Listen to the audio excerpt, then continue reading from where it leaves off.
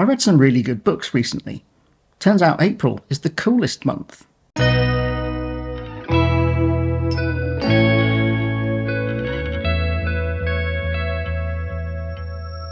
So it's time for my April reading wrap-up. On a personal note, April was pretty good for me. I did manage to make quite a lot of YouTube videos. In fact, probably a few too many. So this month I've been kind of feeling some of the effects of overworking myself, and I'm having to slow down a bit again. So I'm pleased that I managed to make videos so consistently in April, but yeah, I'm not going to do that again. Anyway, I did manage to read 6 books in April, of which 4 were new to me, and I liked all of them and loved a few of them. So I'm looking forward to having a chat about all of those with you. So if you'd like to hear about that, stay tuned. My first read of the month was Pillars of the Community, also known as The Pillars of Society, by Henrik Ibsen. This is a play from 1877, originally performed in Norway, and I read the English translation by Deborah Dawkin and Eric Skugavig, which is included in this collection of 4 plays. This is, I think, my 8th Ibsen play that I've read so far, and it's the earliest of all the plays I've read. And it's already a very Ibsen-y play.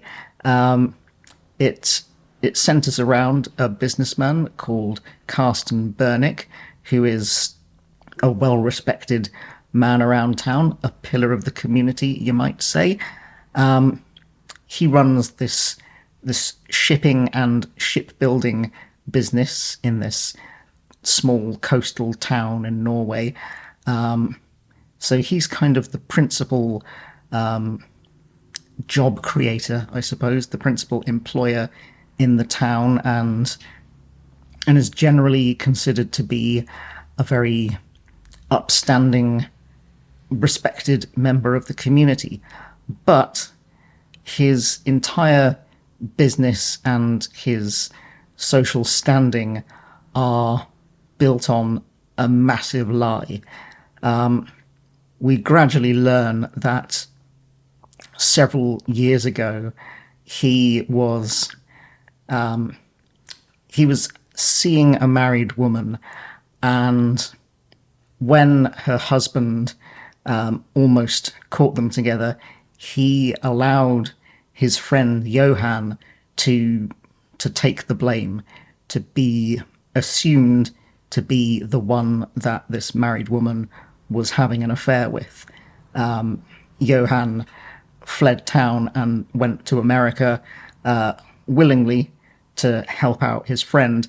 And in the intervening years, Carsten has kind of allowed his friend's name to turn into mud in the town. He has not only kept up this lie, this pretense about the scandal, but he's also allowed people to believe that Johan absconded with some money stolen from Carsten's family business. In fact, there was no money to steal. That's why they had no money. The business was doing very badly. But Carsten has kind of built his entire public image on this lie, by allowing his friend to take the rap. So when Johan returns and wants to clear his name, it looks like Carsten's past is about to explode in his face. So this feels like a pretty typical Ibsen problem play. I think the term problem play was even coined to describe Ibsen plays. So I'm not just pulling that out of thin air. So yeah, this play, it sort of exposes the hypocrisy of of people in power, of the lie that prestige can be built on. Carsten is involved in insider trading. He's been buying up this cheap land, and he knows that there are plans to build a railway that will vastly inflate the value of this land. So he's bought it all up while it's cheap, and then he's kind of pushing to get this railway built. And he knows that if his name wasn't already as spotless as it was, he would be accused of, well, doing exactly what he is actually doing. It's all very unethical, but as long as he is well respected in the town, he can get away with it. So the fact that Johann is returning and threatening to destroy his reputation means that that it's also going to destroy his career, because he's put a lot of money into buying up this land, and if the gamble doesn't pay off, he's going to be ruined, which you might kind of argue he probably deserves. My favourite character in the play is probably Lona, who she went to America with Johann and returns with him, and she was kind of a controversial figure in the town because she was an outspoken and unapologetic feminist, and she was famed for cutting her hair short and wearing men's boots. Gasp. But she returns with Johann, and she's kind of the voice of reason and the voice of truth and justice in this play. I feel like she's kind of a prototype for a lot of Ibsen's other female characters in his later plays. She's, I think, not as nuanced or interesting as Nora from A Doll's House or Hedda Gabler, but it's certainly a step in the right direction. And yeah, I think she's probably my favourite character in the play. Overall, I thought the play was really good. I generally just really like Ibsen. I find his plays really really enjoyable to read. They're very kind of I get into them very easily. They're very propulsive and well structured, and I feel like his characters are very well drawn, and they have distinctive personalities and distinctive ways of speaking that make them really memorable. However, I would say that this probably isn't one of his best plays. It's very good, but it's not quite up to his high standards that he would achieve in slightly later plays. In fact, the very next play that he wrote was A Doll's House, which is amazing, as I will talk about in this very video. But yeah, the ending of Pillars of the Community feels quite neat, almost too neat. Carsten undergoes this almost Scrooge-like redemption, a metamorphosis of character, which feels a little bit kind of unearned. I think it all happens a little bit too easily, so it's not quite as satisfying or emotionally resonant as some of his other plays, but it still really appeals to me. I like his quite strong criticism of capitalism and kind of taking down the rich and prestigious who maybe don't deserve that wealth and prestige. So yeah, I really enjoyed it, but just not quite his best. My next read this month was my first bedtime ebook of the month. It was John and Paul, A Love Story in Songs by Ian Leslie. This is a non-fiction book from 2025, and it was my pick for People April. It explores the friendship between John Lennon and Paul McCartney of the Beatles, looking at it through the lens of the songs that they wrote or performed, either together or slightly later apart. I found it really interesting. It's a very insightful look at the inherent vulnerability and intimacy of musical collaboration, songwriting together, stuff like that. And yeah, it makes a really compelling argument for John and Paul having the kind of friendship that, although not romantic, was extremely deep, kind of blurring the boundaries between friendship and romance in a way.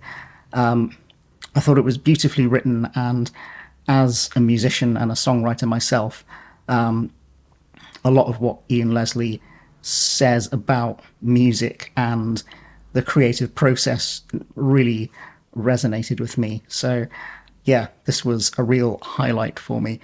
In fact, I enjoyed it so much I made a separate review video all about it. So if you'd like to hear me yap at length about that book, I'll put a link in the description. And yeah, moving swiftly on. Next up, we have The Left Hand of Darkness by Ursula K. Le Guin. This was part of the Le Guin reading group project run by Gareth from Books, Songs and Other Magic. This is the fourth book in the Hainish series, and it was originally published in 1969. This was, I think, the book that really put Ursula K. Le Guin on the sci-fi map, or I suppose star chart, if you like. It was her first Hugo-winning novel. I think it also won the Nebula Award. It was a big hit, and it continues to be a very popular book. It follows Genli I, who is an envoy for the Ecumen, which is a sort of interplanetary United Nations type thing. In the earlier books, it's referred to as the League of All Worlds, but I think somewhere between book 3 and this book, it may have kind of collapsed and been reformed and renamed as the Ecumen. So Genli is sent to this ice planet called Gethin, otherwise known as Winter, and he aims to persuade the constituent countries of this planet to join the Ecumen.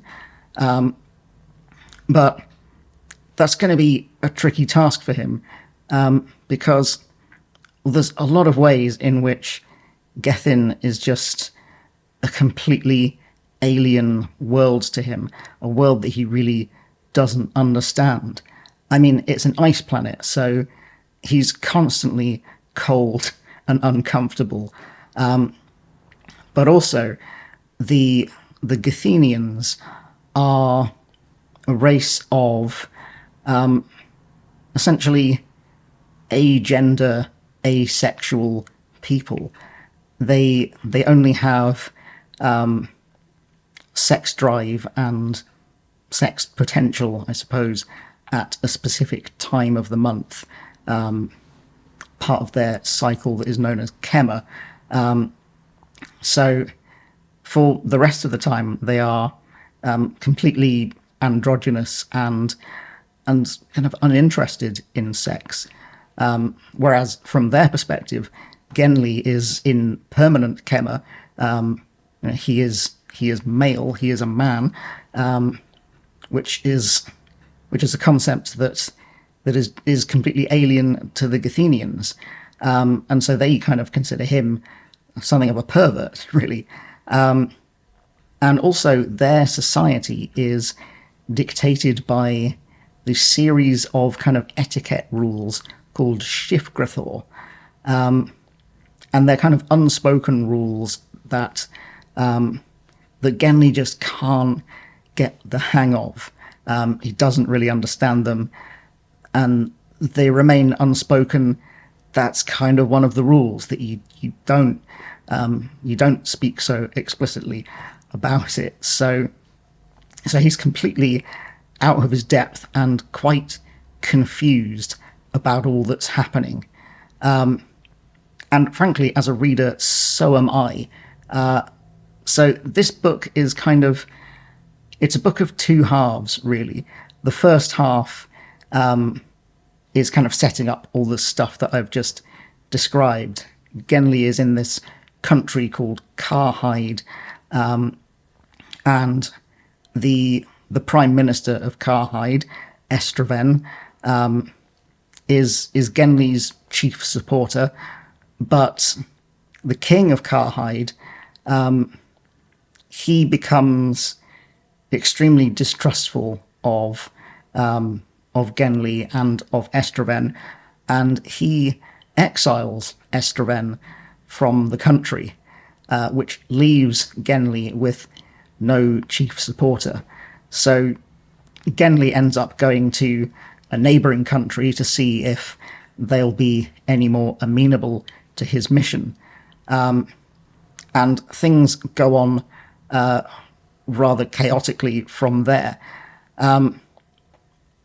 So, yeah, as I say, the first half I find extremely dense and quite difficult to get into. That's largely by design, I think, because the Githenians are supposed to be an extremely alien and inscrutable people, and it is mostly told from Genly's perspective. It's narrated by him, and there are exhaustive field notes about Githenian culture and biology and folklore. So a lot of that first half feels to me like very meticulous info dumping, which honestly started to give me a headache a little bit. However, the second half, the focus narrows completely to Genly and Estraven as they embark on an arduous journey together. And the process of that journey brings them closer together as people. They start to understand each other, start to like each other and love each other. And at that point, I'm sold. And that's when I really start to love the book. I still found that first half, even second time reading it, I still found it quite hard going, I have to say. So I can't say that I fully love all of this book, but the second half really pays off. And yeah, at that point I do love it. And yeah, all of the headaches of the first half are more than worth it. In fact, I suppose the whole two halves thing is very thematically appropriate for a book that has a big yin-yang symbol on the cover. Also, the very first chapter features this keystone ceremony that the king of Karhide places the final keystone, which, as Genly describes, turns these two separate stone structures into one thing, an arch. And two things becoming one is very much the central theme of the book. It's about Genly trying to persuade the Githenians to join the Ecumen, to become part of a larger thing. it's also about two people, Genli and Estraven, forming a friendship together, becoming friends, becoming one thing, as it were. And indeed, the book being two halves eventually comes together into one thing. You can't have that that beautiful personal story in the second half without the first half. So yeah, it's all very thematically apt and incredibly clever in that sense, even though, as I say, the first half is still a bit of a slog for me. But I'm still having a great time with the Guin reading group hosted by Gareth, and I think there are plans to do a live stream group chat with as many people as can make it to discuss our thoughts on this book. So I'm really looking forward to that. It's been, again, a really rewarding experience chatting and getting everyone's perspectives and opinions on this book. And I think we all agreed that it was the strongest of these first four books. And I think we're all really excited to read The Word for World is Forest. So, next up, it's more Ibsen, and as I alluded to earlier, it's A Doll's House. This is a play from 1879, and like the previous play, it was also translated by Dawkin and Skugovic. This is a sort of domestic family drama about the Helmer family. Nora is a devoted housewife and mother, and Torvald, her husband, is in a particularly good mood because he's just got a promotion at work, at the bank where he works. But Nora has a secret, and it's not a secret that she's ashamed of. In fact, she's actually quite proud of it, but she has to keep it a secret nonetheless. That secret is that years ago, when Torvald was ill, he needed to take a rest cure, and so they took a family trip to Italy. And Torvald was led to believe that the money for that trip was inherited by Nora from her late father. In fact, Nora borrowed the money from a moneylender, and women at that time in Norway weren't allowed to borrow money or conduct financial affairs without the signature of a man. So she forged a signature. She forged her father's signature. And the moneylender, Krogstad, has since figured out that the date of the signature and the date of Nora's father's death don't quite line up. Krogstad is actually one of Torvald's employees, so he blackmails Nora to get her to persuade Torvald to give him a promotion. However, Nora has already used her powers of wifely persuasion to get Torvald to employ one of her widowed friends. So they're in a really sticky situation, and it starts to look increasingly like Torvald is going to discover the truth. This all leads to a final scene, which is one of the best final scenes of any play that I've read. It's it must have been incredibly radical in its time. I think a lot of audiences back then were quite shocked, and it still packs a punch today, honestly. This is a play about Nora Helmer's liberation and her demand for personhood. She comes to realize that the men in her life, first her father and then her husband, have have kind of treated her like a plaything. She is a doll in the titular doll's house, and she comes to demand the right to live her own life, to make her own mistakes if she has to. And that is a theme that resonates so deeply. I found it particularly resonant as a disabled person. You know, I too have been marginalised and have felt somewhat infantilised by some people. Not exactly the same way that Nora experiences, but it's still something that is incredibly resonant to me. And I found this play and the character of Nora very powerful and very stirring. And yeah, I absolutely loved this play.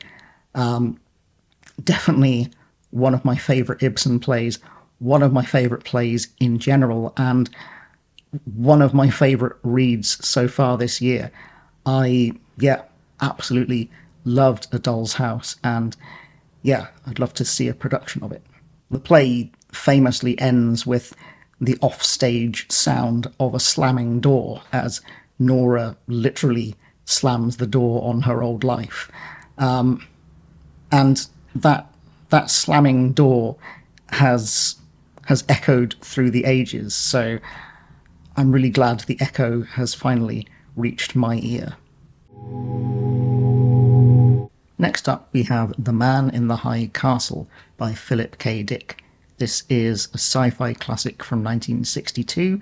It's my second Hugo winner of the month, and it's an alternate history imagining what America would be like, what the world would be like if the Axis powers, Japan and Germany, had won the Second World War. It's set largely in 1960s San Francisco, which is now part of the Pacific States of America. The states on the west coast are run by Japan, those on the east coast by Germany, and there's a sort of neutral area in the middle called the Rocky Mountain States. So, as I say, this is set largely in San Francisco, and it follows a disparate group of mostly American characters who are trying to sort of navigate life under Japanese rule. So we have Robert Children, who is an antiques dealer, and he sells kind of historical Americana to mostly wealthy Japanese clients who he rather resents. One of his clients is a high-ranking Japanese official called Mr. Tagomi, and Mr. Tagomi comes to Children looking for a suitable gift for a visiting Swedish industrialist called Mr. Baines. And as the story goes on, we discover there's more to Mr. Baines than meets the eye. We also have a man called Frank Frink, who has to hide his Jewish heritage, and he works for a metalworking company that, unbeknown to Children, is supplying the antiques trade with counterfeit antiques. And meanwhile, in the Rocky Mountain States, Frank's estranged wife, Juliana, she begins an affair with a truck driver from Italy. And all of these characters are, as well as kind of having tangential connections with each other, each of their lives is in some way touched by a book called The Grasshopper Lies Heavy, which is an alternate history imagining what if the Axis powers lost the war. So this book asks a lot of really interesting questions. The central idea of what if the Axis powers won the war? That's kind of the obvious question that it's asking, and the answer to that is, unsurprisingly, quite horrific. Some of the things that we learn about what the Nazis did after they won the war it's rather chilling. But Philip K. Dick doesn't just leave it there. He has a lot of other preoccupations that he wants to explore in this book. For one, the plot about the counterfeit antiques, that's asking questions about what counts as genuine and therefore what counts as fake anyway. That's something that he would revisit in much more detail, and I think more successfully in Do Androids Dream of Electric Sheep. But it's quite interesting here as well. The idea that objects don't have a memory themselves and they're not materially changed by having been present at historical events. So does it really matter if this gun wasn't really used in the American Civil War? And the answer is kind of not really until you start asking the question. The I Ching also comes into it. All of these characters, they consult the I Ching, the oracle, for advice and insight into their lives. And I think in one way that's Philip K. Dick kind of looking at the idea of cultural imperialism, the idea that these white American characters have Japanese culture, Eastern culture imposed on them in much the way that America imposes its culture on the rest of the world right now. So I thought that was quite interesting. Also, the yin-yang symbol and the yin-yang cycle, that comes up in the course of the novel, and that famous yin-yang symbol could almost be a diagram of this whole book.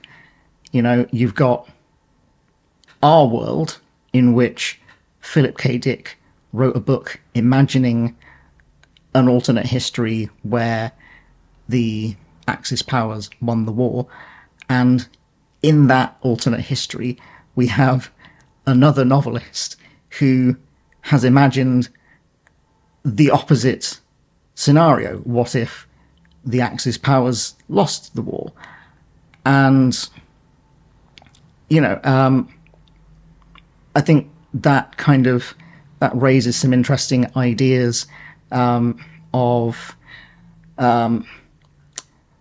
I don't know how to quite explain it without sort of spoiling, I would say, the plot, but this isn't a very plotty book, I have to say. And that's, I think, where both me and Mark from The Book Thing, who I buddy read this with, I think that's where we both struggled with it a bit. That I'm not sure either of us knew quite what to expect from this. I had read some Philip K. Dick before. I don't think Mark had. So I think I was maybe in a slightly better position to know what to expect. And I think Philip K. Dick is not always the most tidy of novelists. I think he tends to cram a lot of ideas into his books in not the most structured way. So while I really enjoyed it, I think the pacing and the plotting is very uneven. I think Mark and I both found that it starts very slowly with Philip K. Dick kind of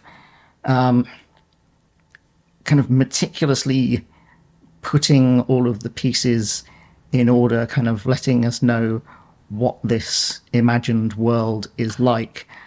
And at some point you start to think, okay, where are you going with this, Phil? And there's like a couple of chapters where suddenly it's very eventful, lots of action-packed things happen, and then it just kind of goes back to its original sort of slow and deliberate pace. And the very end kind of ends, with almost a fade out. It sort of shrugs and says, yeah, things kind of just keep going on that sort of way. You get it, right? And that's fine, and I still enjoyed it. I think I enjoyed it more than Mark did, I have to say. But yeah, it was definitely a mixed reading experience. That said, I am definitely still eager to get my hands on, so I won't make that joke again. I'm definitely eager to read some more Dick. In fact, I'm just spitballing here, run it up the flagpole and see who salutes. But I've really enjoyed the group reading experience with the Guin reading group run by Gareth. And I've been wondering about maybe doing a less sustained project of my own, and maybe getting a group together to read a Philip K. Dick book. I'm thinking maybe October might be a nice time. We could call it Dicktober. So yeah, maybe let me know if that's something you might be interested in taking part in, and I'll think about maybe running that. And my last book of the month is Monstrous Regiment by Terry Pratchett. This is another Discworld book. It's the 31st Discworld book, and it's largely standalone within the series. It was originally published in 2003, and I reread this as a bedtime ebook, even though I have a nice hardback copy that I would like to get to read at some point. But I needed a Pratchett fix, and the only time I had this month was bedtime. So bedtime ebook it is. So Monstrous Regiment is set in a small country called Borogravia, and it's a highly conservative country ruled by a religion called Nugganism and their god Nuggin. And Nugganism is the only religion with a holy book that comes with blank pages at the back to add in new information, because Nuggin frequently denounces new things as abominations, and his followers have to keep track of all the new abominations. And these abominations are increasingly becoming,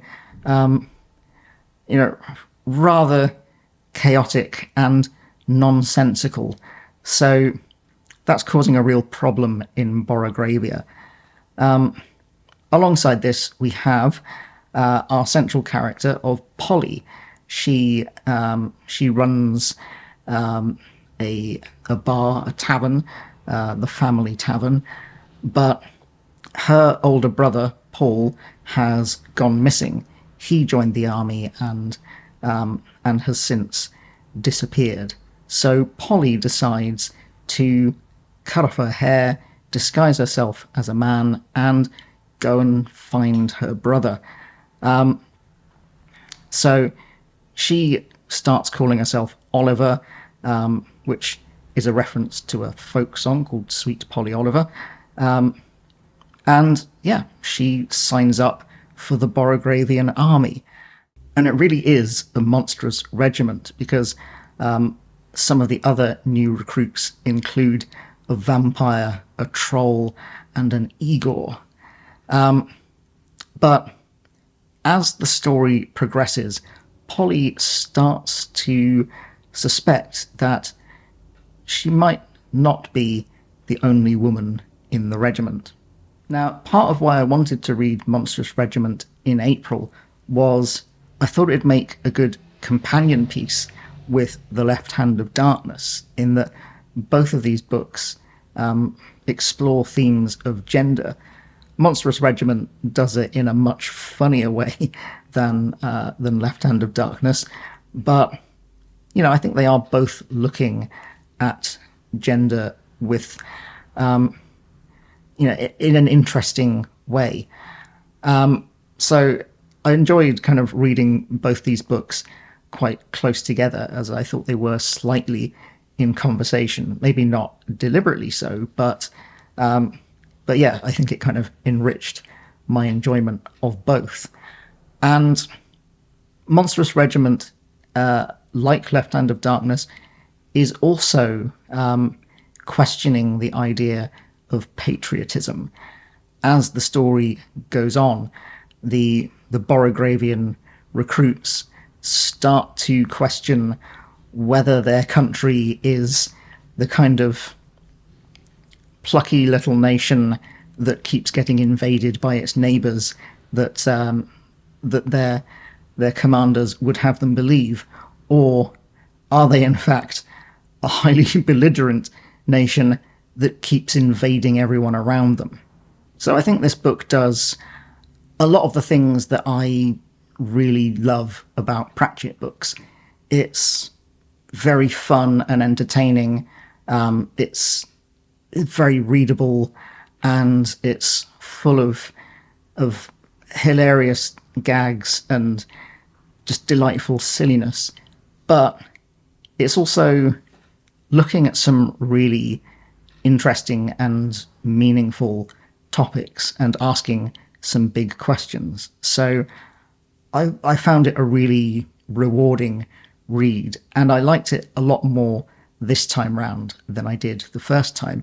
I think partly because I was able to appreciate some of the foreshadowing and hints towards some of the revelations that come out during the course of the story. You kind of see where the seeds were planted, and that was really fun.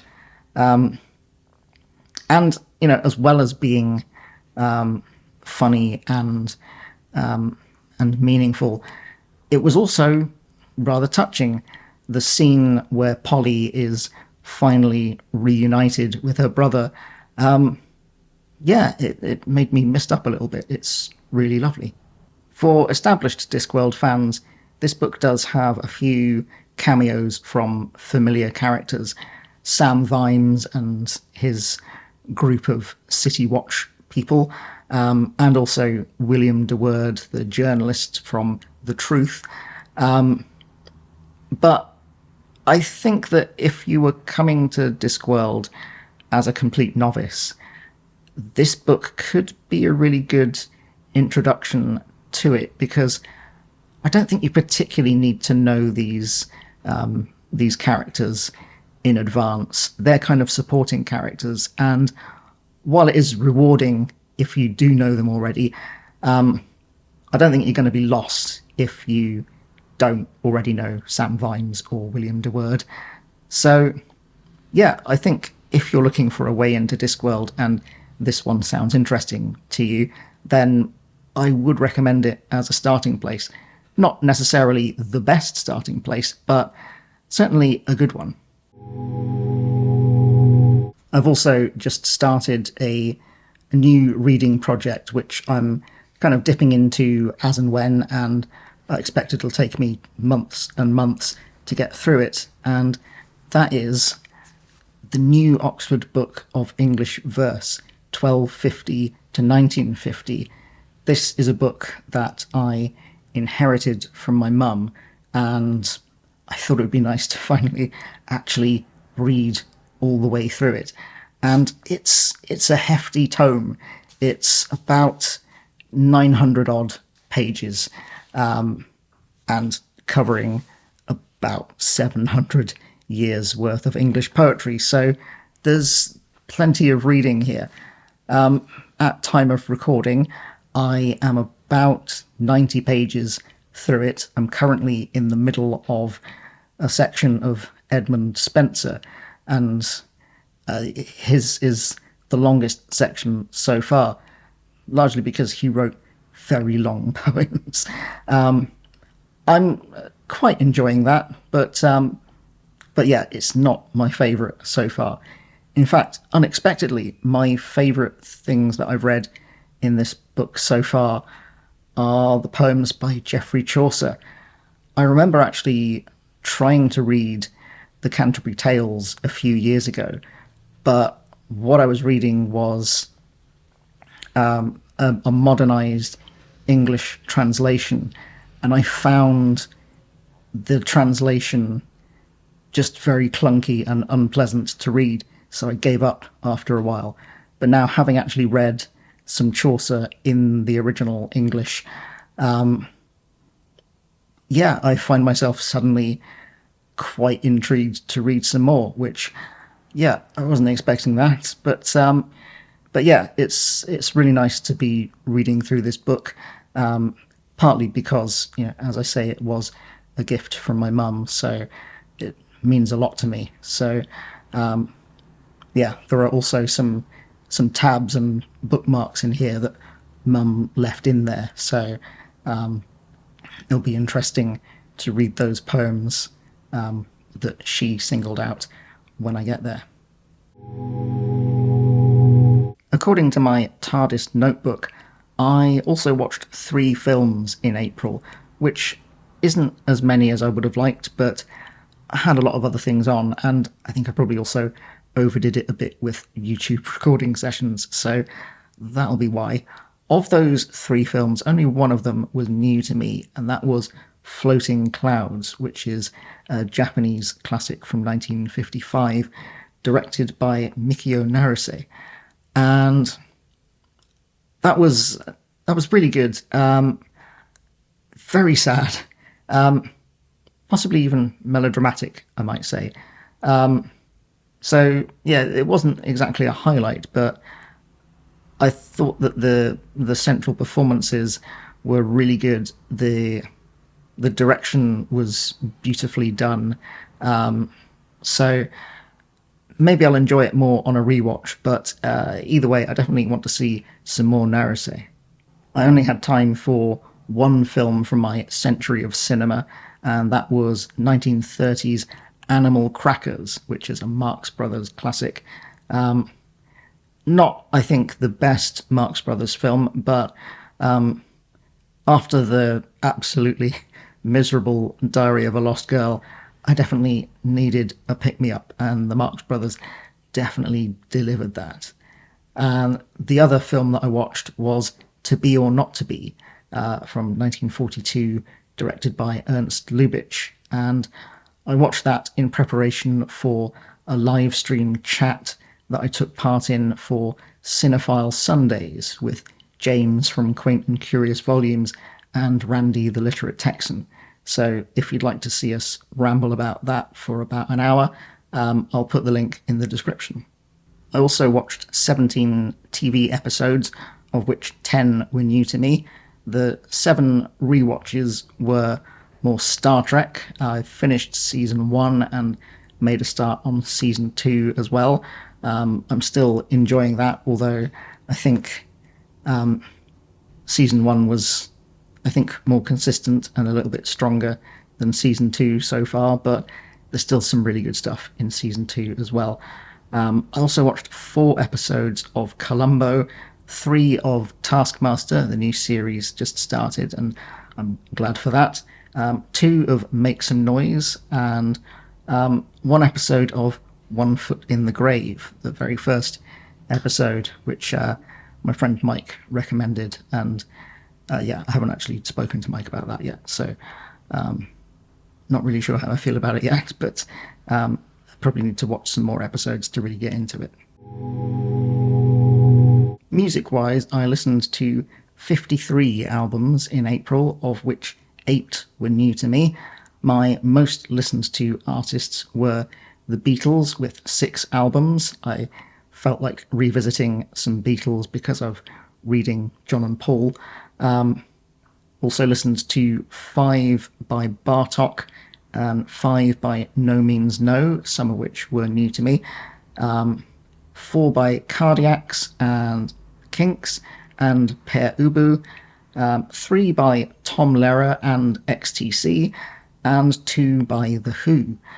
I would say my listening highlights of the month were the original Broadway cast recording of Sunday in the Park with George, which was written by Stephen Sondheim and starred Mandy Patinkin and Bernadette Peters. I've seen the recorded for TV version of that production as well, so I'm familiar with the play and with the songs, but it was great to revisit it and have a kind of proper deep listen to that music. It's pretty incredible bit of writing, I have to say, especially the song Finishing the Hat, which I think is just incredible. I also really enjoyed revisiting an album by John Greaves, Peter Blegvad and Lisa Herman called Q Roan. This is a kind of a sort of jazzy, avant-garde-ish prog rock album, full of very cryptic lyrics. If you like cryptic crosswords and stuff like that, you'll probably enjoy this, at least lyrically, even if not musically. For example, the title track, Q Roan, the first half has lyrics which are all words comprised of the letters in the title Q Roan. And then the second half is all based around one massive palindrome. So yeah, it's all very, very cryptic and creative. There's also like a track that has lyrics which are describing a diagram which is on the artwork of the album. So you kind of have to be looking at the album to know what they're even singing about. I don't know, maybe like literary wise, you could compare it to House of Leaves, at least from what I've heard about that book. But yeah, it's not as creepy. It's just kind of cryptic and weird and yeah, jazzy. And I also had a great time revisiting all 3 live albums by Tom Lehrer. He was a musical satirist in the 50s and 60s, and yeah, some of his lyrics really cut close to the bone, especially given the time they were written, but I think he's phenomenal, like absolutely hilarious, musically brilliant as well. Yeah, I love Tom Lehrer. And if you're not familiar with Tom Lehrer and you want to know what the hell I'm talking about, then I highly recommend you go and look up a song called The Masochism Tango. I hope you like forced rhymes and masochism. So that was everything I read, watched and listened to in April. I'd love to hear in the comments if you've read or seen or listened to any of the stuff that I talked about, or if you have any recommendations based on what I've just been speaking about for the last however long this video turns out to be. But yeah, whatever's on your mind, I'm always happy to hear from you. Anyway, that's about it from me today. I hope you're having a lovely day, and I will see you when I see you.